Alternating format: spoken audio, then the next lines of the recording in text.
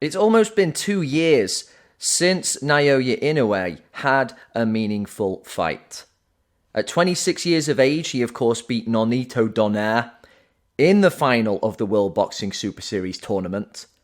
He was scheduled to be fighting Casemiro in April of 2020. It's a fight we're still waiting for, but because COVID derailed it, it has just had this terrible knock-on effect, I think, on the Monster's career. The guy who I believe has suffered the most as a result of the pandemic.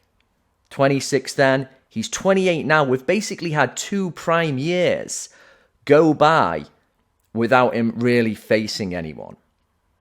The fight against Jason Maloney was okay. Maloney's no cupcake. But again, he was completely overwhelmed. We know Inoue needs tougher tests. Then earlier this year, we had Das Marinas. It's like, man, that's a kind of warm-up fight we didn't really want. Okay, we'll take it. Just try and stay busy. Now, we have the unknown Thai fighter, Aran Dipaen. We're all drawing a blank. Who is this guy? We just know that he's already failed twice and not at the world level. So a part of me is not even sure whether it's a good thing that this fight is going ahead.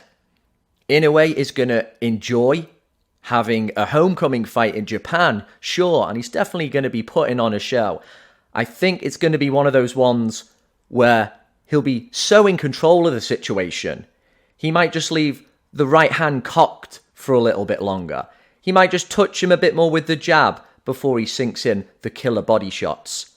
But when you're so superior to your opponent, is it actually going to have something of an aggressive effect on you? There needs to be some kind of resistance there to keep the tools sharp. At least with Jason Maloney, tough, a high guard, Inoue had to think about which shots to land. Had to come up with a clever left hook counter to get things going. When you're so superior to the opponent and you can just blow through them, there's a chance that it'll just have a negative effect, the fact that you stepped through the ropes.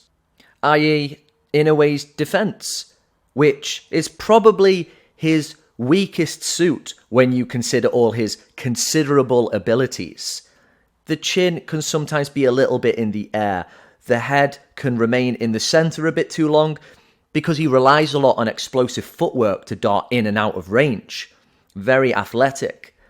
When you've got a guy who's not really going to be offering anything back, he might have a few little brave attempts that Inoue just easily foils. That is just where bad habits are going to get ingrained. You go back and keep my chin in the air. I don't have to roll away from that shot. This is easy. No problem. Now, if you're just the eternal optimist, you would say, well, look, this Dipaen has never been stopped before. Let's see if Inoue can become the first man to stop him.